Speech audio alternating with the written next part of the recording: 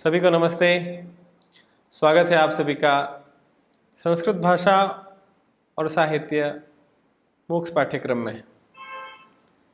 मैं डॉक्टर प्रवेश व्यास, सहायकाचार्य वास्तुशास्त्र विभाग, श्री लाल बहादुर शास्त्री राष्ट्रीय संस्कृत विश्वविद्यालय, नई दिल्ली से। पिछले पाठ्यांश में आपने यक्ष युधिष्ठिर संवाद संबंधित कुछ श्लोकों का अध्ययन किया था और पिछले पाठ्यांश के षष्ठ श्लोक में, छठे श्लोक में हमने यक्ष का एक प्रश्न सुना कि ऐसा कौन प्राणी या व्यक्ति है जो कि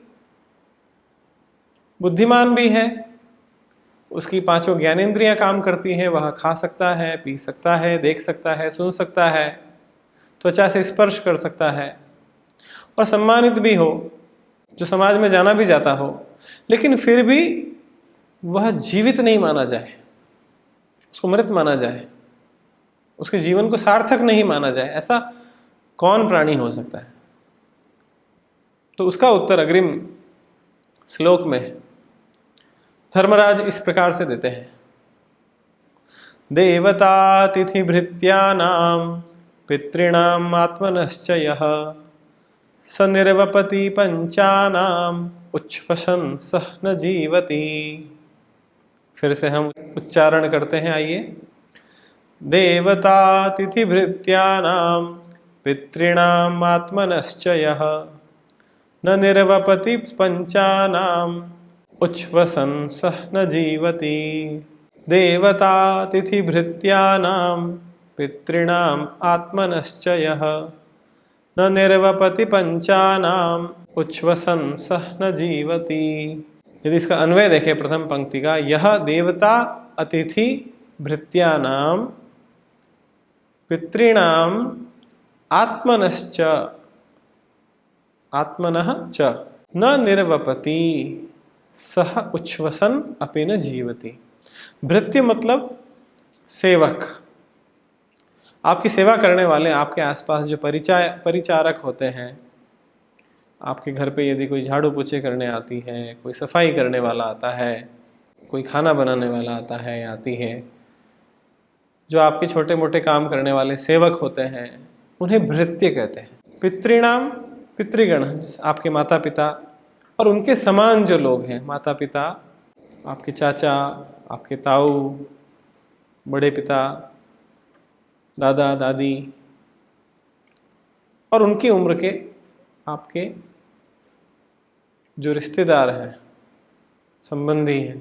आत्मनः आप स्वयं, न निर्वपति, उनका पोषण नहीं करता है, उनका ध्यान नहीं रखता है, उनका भरण पोषण नहीं करता है। सह, वह व्यक्ति उच्छ्वसन, सांस लेते हुए भी न जीवति, जीवित नहीं है। युधिष्ठिर यक्ष के प्रश्न का उत्तर देते हैं कि ऐसा व्यक्ति जीवित नहीं माना जा सकता, मनुष्य की श्रेणी में एक अच्छा मनुष्य नहीं गिना जा सकता है, मृतवत माना जाएगा, मरे हुए के समान माना जाएगा, जो अपने घर में आने वाले अतिथियों का सत्कार नहीं करता है, उनका भरण पोषण नहीं करता है, उनको खिलाता नहीं है, जो देवताओं के लिए पूजन नहीं करता है, प्रसाद नहीं चढ़ाता है, उनका पोषण नहीं करता है, जो अपने आश्रित सेवक जन है, उन सेवकों के लिए कभी कुछ नहीं देता है, उनका कोई उपकार नहीं करता है, उनकी कभी सहायता नहीं करता है, उनको कुछ देता ही नहीं है। अपने माता पिता एवं बड़ों के प्रति उसके मन में श्रद्धा नहीं हो, वह उनका पूजन नहीं करता है, वह उनका पालन नहीं करता है, उनका सम्मान नहीं करता है, और सबसे अंत में आत्मनः, स्वयं तक का भरण पोषण अगर वह नहीं कर सकता है, वह अपने स्वयं का ध्यान नहीं रख सकता है। भगवान ने जो यह दिव्य शरीर दिया है, यह जन्म दिया है, शरीर माध्यम खलु धर्म साधनम, उस शरीर का वह यदि ध्यान नहीं रखता है, धर्म का साधन जिससे संपन्न होता है, धर्म का पालन वह जिस शरीर से कर सकता है, उस शरीर का वह यदि भरण पोषण नहीं करता है, उसका ध्यान नहीं रखता है, तो ये पांच, देवता, अतिथि, अपने सेवक गण, माता पिता और अपना स्वयं का, यदि व्यक्ति भरण पोषण पालन नहीं करता है, तो वह व्यक्ति इन पांच इंद्रियों के होते हुए भी, बुद्धिमान होते हुए भी मरे हुए के समान है, वह मृतवत माना जाएगा। युधिष्ठिर का मत है कि केवल श्वास लेना ही जीवन नहीं है। श्वास लेने के साथ में व्यक्ति को विभिन्न प्रकार के धर्मों का संपादन भी करना होता है, बहुत सारे कार्य करने होते हैं, कई विधियों का संपादन करना होता है, कई कर्तव्यों का निर्वहन करना होता है। उसे पूजा, हवन, जप, तप, व्रत इत्यादि के द्वारा देवताओं की उपासना करना, उनका पूजन करना, उनको आसन देना, जल चढ़ाना, जिस प्रकार से उसका मन हो, जिस प्रकार से उसकी भावना हो, लेकिन उस परम सत्ता परमात्मा की उपासना जरूर करे, प्रकृति के साथ जुड़ने का प्रयास करे, परम ऊर्जा के साथ जुड़ने का प्रयास जरूर करे। अगर वह केवल भौतिक जीवन जीता है तो वह मृतवत है, मरे हुए के समान है। वो आए हुए अतिथि का सच्ची वाणी से स्वागत नहीं करता है, उनको भोजन के लिए, जल के लिए पूछता नहीं है, अतिथियों के आने पर वह प्रसन्न नहीं होता है, तो वह मृतवत है, मरे हुए के समान है। अगर वह अपने घर के बड़ों का सम्मान नहीं करता है, उनकी आज्ञा को नहीं मानता है, उनका भरण पोषण नहीं करता है, उनको पूछता नहीं है, उनके दुखों के समय में वह उनका साथ नहीं देता है, उनकी सहायता नहीं करता है, तो वह व्यक्ति मृत के समान है। अपने सेवकों को जो ताड़न करता है, उनके साथ खराब व्यवहार करता है, उनके कार्य के आधार पर उनकी मेहनत का फल उन्हें नहीं देता है, तो वह व्यक्ति भी मृत के समान है। और सबसे बढ़कर वह अपना स्वयं का ध्यान नहीं रखता है, अपने शरीर का, अपने मन को स्वस्थ रखने के लिए उसका जो उत्तरदायित्व है उसकी पूर्ति नहीं करता है, इस शरीर से शुभ कर्मों को नहीं करता है, अपने हाथों से दान नहीं करता है, कानों से अच्छे वचन नहीं सुनता है, मुख से अच्छे वचन नहीं बोलता है, अच्छी वस्तुएं नहीं देखता है, शरीर होते हुए भी, इंद्रियां होते हुए भी, बुद्धि होते हुए भी मृत व्यक्ति के समान है। इस प्रकार से इस श्लोक में युधिष्ठिर उत्तर देते हुए मनुष्य को कैसे जीवन जीना चाहिए इसकी शिक्षा दे रहे हैं। और इस यक्ष युधिष्ठिर संवाद का भी यही उद्देश्य है कि सामाजिक जीवन में कैसे व्यक्ति को रहना चाहिए, कैसे व्यवहार करना चाहिए, उन सभी प्रकार के नियमों को बतलाने वाला यह शास्त्र है। और इसी कारण से यह संवाद महाभारत में व्यास जी ने रखा कि इस कथानक के द्वारा साधारण जनता, मनुष्य यह सीखे कि देवों के अर्चन, अतिथियों का सम्मान, सेवकों का पालन, बड़ों की सेवा और अपना स्वयं का ध्यान रखना बहुत आवश्यक है। और यदि वह इन सब दायित्वों को पूर्ण नहीं करता है तो कोई और अन्य क्यों करेगा। आपके शरीर का ध्यान आपको खुद को रखना होगा, आपके माता पिता का ध्यान आपको रखना होगा, आपके अतिथि का सम्मान आपको करना होगा, आपके इष्ट देवता की उपासना आपको स्वयं करनी होगी, कोई और व्यक्ति आपके लिए नहीं करेगा। अतिथि देवो भवः कहा है, सर्वदेवमयो अतिथि। यह हमारी संस्कृति है कि अचानक द्वार पर कोई भिक्षाटन करता हुआ भिखारी आ गया, कोई भूखा व्यक्ति आ गया, प्यासा व्यक्ति आ गया, तो आपका यह कर्तव्य है, आपकी सनातन संस्कृति का यह हिस्सा है, भाग है कि आप उसका सत्कार करें, उसे खिलाएं पिलाएं, उसका आशीर्वाद प्राप्त करें। मनुष्य को अपने स्वार्थ से ऊपर उठने की, अपनी निष्क्रियता से ऊपर उठने की शिक्षा इस श्लोक में युधिष्ठिर जी के माध्यम से दी गई है। यदि हम इस श्लोक में कुछ व्याकरणगत अंशों को देखें, कुछ शब्दों को देखें, तो जैसे देवता शब्द है, यह स्त्रीलिंग शब्द है। देव, धन, तल, धन, टाप, टाप प्रत्यय के द्वारा यह निष्पन्न होता है। अतिथि, अतति, गच्छति, न तिष्ठति, एक स्थाने, जो आते हैं चले जाते हैं, स्थित नहीं रहते हैं, बहुत लंबे समय तक एक जगह पे जो नहीं रहते हैं वे अतिथि। जो बिना तिथि के आते हैं, जो बताकर नहीं आते हैं, अचानक आपके द्वार पे कोई याचक आ गया तो वह अतिथि है। भृत्य, सेवक आपका, भ्री जमा क्यप से निर्मित यह शब्द है। निर्वपति, यह लट लकार का प्रथम पुरुष का एक वचन का शब्द है, निर्वपति, जिसका अर्थ होता है पोषण करना। उसके उपरांत यक्ष और प्रश्न पूछता है कि पृथ्वी से भी भारी क्या है इस जगत में, और आकाश से भी ऊंचा क्या है इस जगत में, वायु से भी तेज क्या है इस जगत में गति, और तिनकों से भी ज्यादा क्या है इस जगत में? ऐसे 4 प्रश्न यक्ष युधिष्ठिर से पूछते हैं। तो युधिष्ठिर उन 4 प्रश्नों का उत्तर देते हैं इस श्लोक में।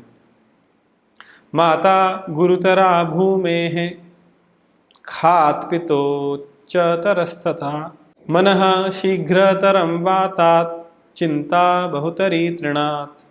फिर से हम देखें, माता गुरुतरा भूमेः खात् पितोच्च तरतस्तथा मनः शीघ्रतरं वातात् चिंता बहुतरी तृणात्। यदि इसका अन्वय देखें, माता भूमेः गुरुतरा तथा पिता खात् उच्चतरः मनः वातात् शीघ्रतरं चिंता तृणात् बहुतरी। माता गुरुतरा भूमे है, माता जो आपकी माँ है, जननी है, जिन्होंने आपको जन्म दिया है, वह भूमे है, पृथ्वी से भी गुरुतरा भारी है। उसने आपको 9 माह अपने गर्भ में रखा, अपना दूध पिलाकर आपको बड़ा किया, और जब तक आपको बोध नहीं आया, आपके सारे कार्य, आपका मल मूत्र साफ करना, आपको भोजन करवाना, कपड़े पहनाना, वो माता नहीं किया। अपना सर्वस्व त्याग कर अपना सारा समय आपके लालन पालन में लगाया। तो वह इस भूमि से भी भारी है, गुरु है, गौरवशालिनी है, बड़ी है। खात पिता उच्चतरस्तथा, खात पिता उच्चतरः। खात मतलब आकाश से, पिता उच्चतरः ऊंचे हैं, पिता आकाश से भी ऊंचे हैं। पिता ने अपने जीवन में जो भी कार्य किए, आजीविका के प्राप्त करने के लिए जो परिश्रम किया, मेहनत की, किसी के भी पिता जो भी काम करते हैं, चाहे वे नौकरी करते हैं, चाहे व्यापार करते हैं, वो धन का अर्जन करते हैं, प्रयास करते हैं कि कुछ संकलन किया जाए, भूमि खरीदी जाए, एक घर खरीदा जाए, और निरंतर उसके लिए प्रयास करते हैं, धनार्जन का प्रयास करते हैं कि अपने बच्चे को, संतान को अच्छी शिक्षा दिलाई जाए, उसे अच्छे कपड़े पहनाए जाए, अच्छा भोजन करवाया जाए, चाहे स्वयं वह सब प्राप्त नहीं कर पाए हों। तो इसलिए इतनी महानता, वो अपना संपूर्ण जीवन इसी में समर्पित करते हैं कि अपनी संतान को सारे सुख दे सकें, उसको एक अच्छा जीवन प्रदान कर सकें। तो यक्ष के प्रश्न का उत्तर देते हुए युधिष्ठिर कहते हैं कि आकाश से भी ऊंचे पिता है, पृथ्वी से भी गौरवमयी माता है, पृथ्वी से ज्यादा धैर्य वाली माता है, क्षमा करने वाली माता है। उसके उपरांत द्वितीय पंक्ति में कहा, मनः शीघ्रतरम वातात्। वायु बहुत तीव्र गति से चलती है, बहुत तेज वायु बहती है, लेकिन मन की गति उस वायु से भी तीव्र है। मनः शीघ्रतरम वातात्, वात से भी शीघ्रतर और तेज मनः है, मन की गति। मन आपका 1 सेकंड के भी 100वें हिस्से में यहाँ से बहुत दूर किसी देश में जा सकता है। आप यहाँ बैठे बैठे तुरंत किसी अन्य देश का चिंतन कर सकते हैं। आप ऑस्ट्रेलिया पहुँच सकते हैं, आप न्यूजीलैंड पहुँच सकते हैं, आप यूएस जा सकते हैं, यहाँ तक कि आपका मन ब्रह्मांड में कहीं भी जा सकता है। आप बृहस्पति पे जा सकते हैं, आप शनि पे जा सकते हैं। आपका मन किसी भी विषय के बारे में कुछ भी सोच सकता है, और चाहे वस्तु कितनी ही दूर हो, आपका मन वहाँ पहुँच सकता है। अभी आपने चिंतन किया मंगल ग्रह, तो आप मंगल ग्रह पे, आपका स्वरूप उसके सामने आ जाता है, आपका मन वहाँ पहुँच गया। तो वायु से भी अधिक तीव्र गति मन की है, बहुत अधिक चंचल, निरंतर कुछ न कुछ सोचता रहता है, वो मन है। और इस पृथ्वी पे जितने तृण हैं, तिनके हैं, उनसे ज्यादा इस जगत में चिंताएं हैं। चिंता बहुतरी तृणात्। व्यक्ति निरंतर कुछ न कुछ चिंतन और चिंता करता ही रहता है, करता ही रहता है। और इतने सारे इस जगत में व्यक्ति हैं जो इतनी सारी चिंताएं एक साथ कर रहे हैं, यदि उनका समायोजन कर दिया जाए तो इस संपूर्ण पृथ्वी के तिनके कम पड़ जाएंगे। ऐसा कहना है धर्मराज युधिष्ठिर का, कि मनुष्य का स्वभाव ऐसा है कि वह इतनी चिंता करता है, इतनी मात्रा में चिंता करता है कि उसकी संख्या इस जगत के तिनकों से भी ज्यादा है।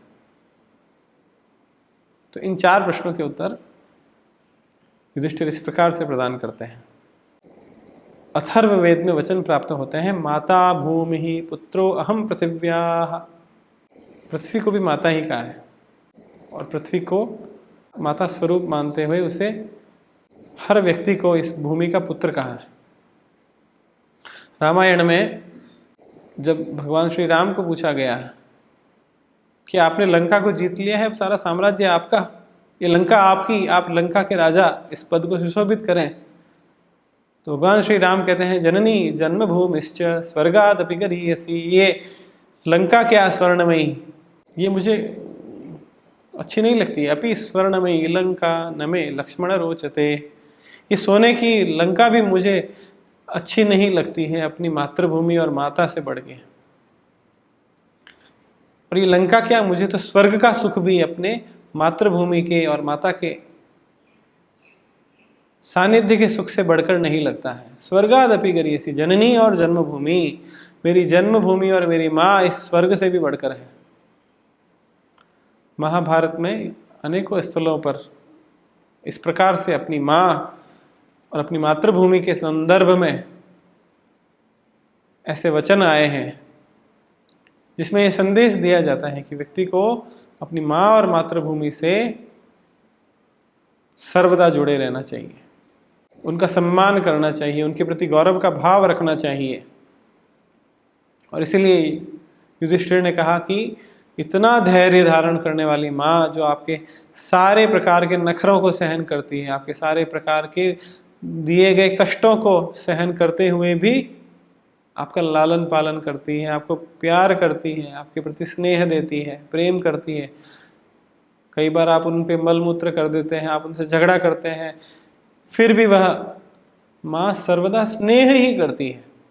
इसलिए कहा गया कुपुत्रो जायेत क्वचिदपि कुमाता न भवति। पुत्र कुपुत्र हो सकता है, वो माँ से द्वेष कर सकता है, वो माँ को नुकसान पहुंचा सकता है, ऐसे अनेक उदाहरण मिल सकते हैं, लेकिन क्वचिदपि कुमाता न भवति। माँ इतनी ममतामयी होती है, इतनी स्नेहमयी होती है कि वो कभी कुमाता नहीं हो सकती, वो अपने बेटे का कभी नुकसान नहीं कर सकती। इसलिए भूमि से भी भारी, भूमि से भी ज्यादा गौरवशालिनी गरिमामयी माता को बताया। पिता इतने धैर्यवान, पालन करने वाले, संपूर्ण जीवन किसी पिता का जितना भी होता है, पुत्र की उत्पत्ति के बाद, संतान की उत्पत्ति के बाद, पुत्री की उत्पत्ति के बाद,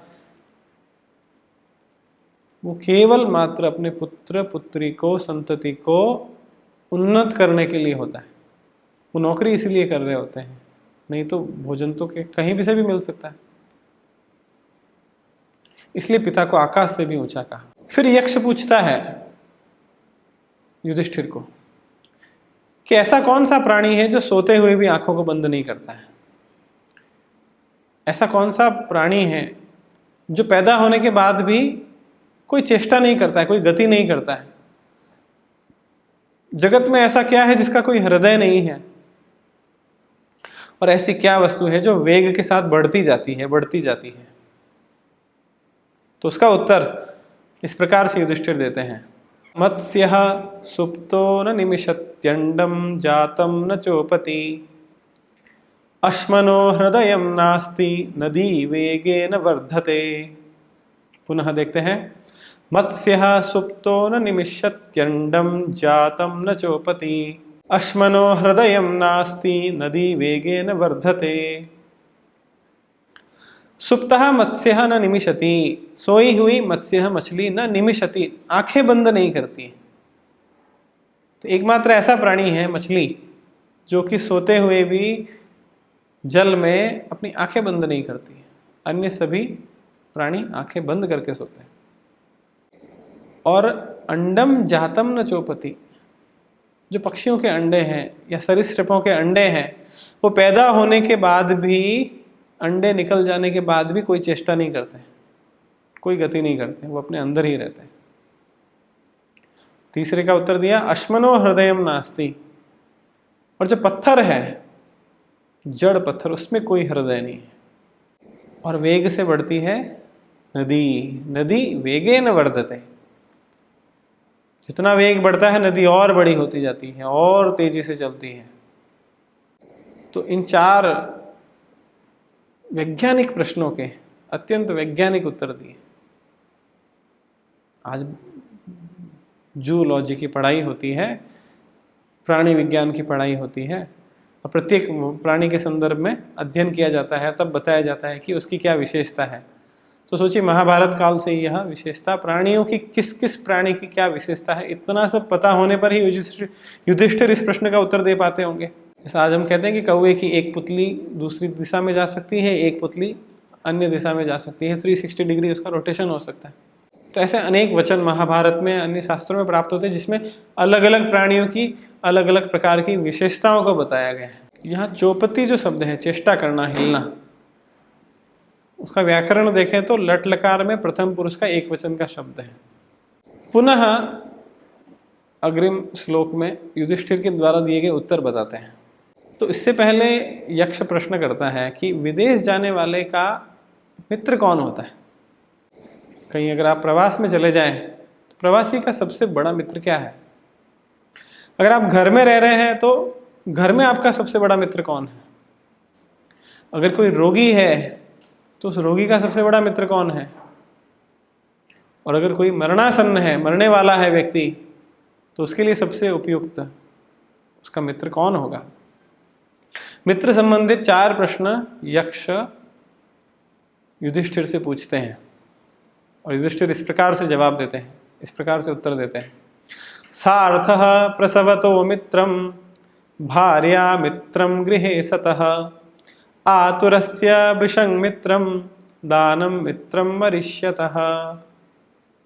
फिर से, सार्थः प्रसवतो मित्रम भार्या मित्रम गृहे सतः आतुरस्य विषं मित्रम दानं मित्रम वरिष्यतः। प्रसवतः मित्रम सार्थः। सार्थः मतलब होता है जो आपके साथ चल रहा है। आप कहीं यात्रा पे जा रहे हैं, चाहे तीर्थ यात्रा में जा रहे हैं, चाहे घूमने कहीं जा रहे हैं, तो जो आपके साथ वाले समूह है वो निश्चित रूप से अपने आप आपके मित्र बन जाते हैं। आपके साथ के प्रवासी जन जो होंगे वो आपके सबसे बड़े मित्र होते हैं। वही आपके साथ चलने वाला ही आपके सुख दुख में काम आने वाला होगा। उस समय, यात्रा समय में आने वाली कठिनाई में आपके घर से आपको कोई सहायता करने नहीं आ सकता है। ना आपके पुत्र आ सकते हैं, ना पत्नी आ सकती है, ना माता पिता आ सकते हैं, लेकिन आपके साथ चलने वाला यात्री ही आपका मित्र होगा।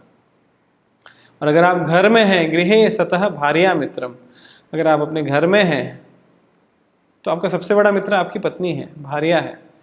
वो ही आपकी सारे सुख दुख तकलीफों को सुनेगी, जानेगी, उनका परिष्कार करेगी। आतुरस्य विषं मित्रम, और जो व्यक्ति बीमार हो गया है उसके लिए तो सबसे बड़ा मित्र चिकित्सक है। वो दवाएं हैं जो वह ले रहा है, इसलिए चिकित्सक को भगवान स्वरूप माना है। उस समय में जो वैद्य, जो चिकित्सक कह रहा होगा वही उसके लिए ब्रह्म वाक्य होना चाहिए, क्योंकि उसी से वह स्वस्थ होगा। उसको अपने सबसे बड़ा मित्र चिकित्सालय में चिकित्सक को ही मानना चाहिए, क्योंकि इलाज तो उसी को करना है, उपचार तो उसी को करना है। ना आपके पिताजी वहां पे उपचार करेंगे, ना आपके मित्र करेंगे, ना आपका भाई करेगा, ना आपका पुत्र करेगा। चिकित्सक ही उस समय में आपका सबसे बड़ा मित्र होगा। और जब कोई व्यक्ति मरने वाला होगा तो मरणासन्न समय में किया गया दान व्यक्ति को अगले जन्म में एक अच्छा जन्म प्राप्त करने के लिए सहायक होता है। तो मरने के समय में जो दान वह करता है वही उसका मित्र है, क्योंकि उस दान का फल ही उसके साथ जाएगा। मरणासन्न व्यक्ति के साथ कुछ नहीं जाता है, ना उसके माता पिता, पुत्र, पत्नी, उसका धन धान्य, गाड़ी बंगला, कुछ नहीं।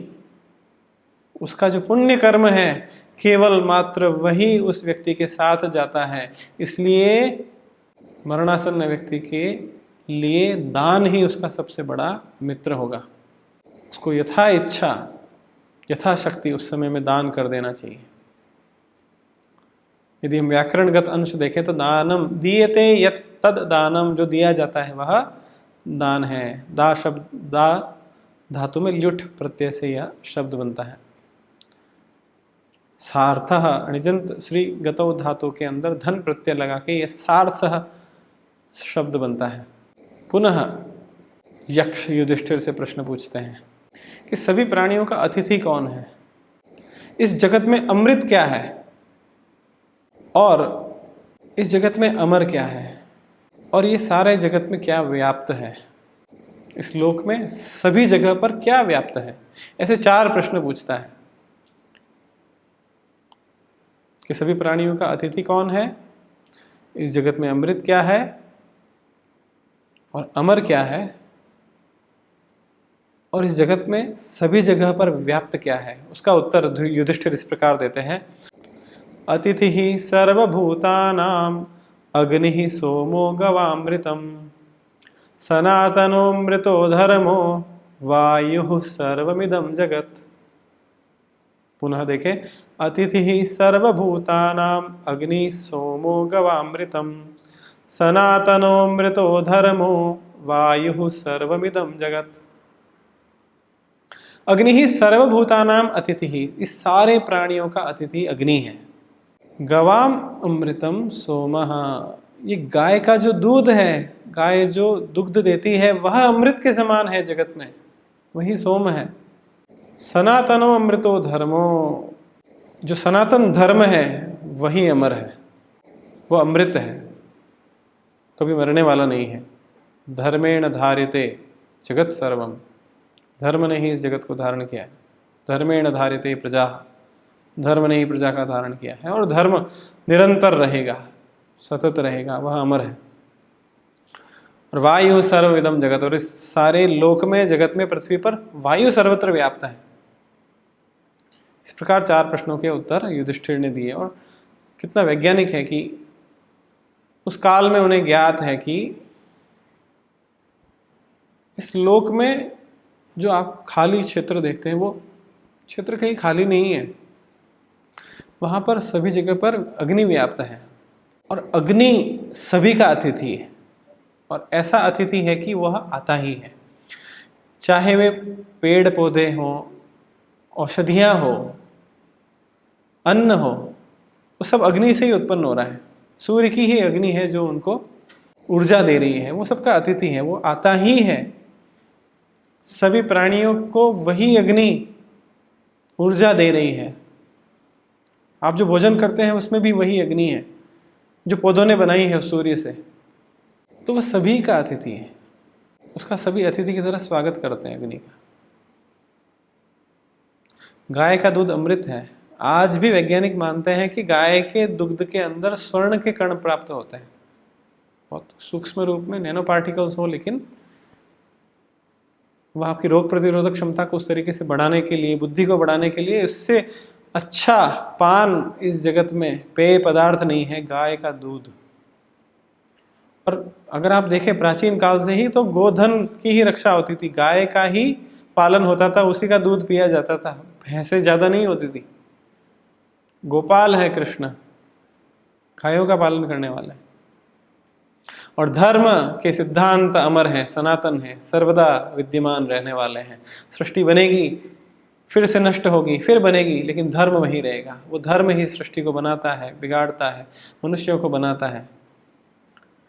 और इस संपूर्ण चराचर जगत में वायु ही विद्यमान है। यहाँ पर व्याकरणगत अंश देखें तो वायु वाति प्रवहति इति, वा जमा युक जमा उण, इससे वायु शब्द बनता है। और सोम शब्द सु जमा मन, इससे बनता है। तो इस प्रकार से आपने यक्ष और युधिष्ठिर संवाद से संबंधित कुछ श्लोकों का अध्ययन किया, और इसमें कुछ प्रश्नों के रोचक उत्तर आपको जानने को मिले। अग्रिम पाठ्यांश में हम पुनः नए विषयों के साथ आपके सम्मुख उपस्थित होंगे। धन्यवाद, नमस्कार।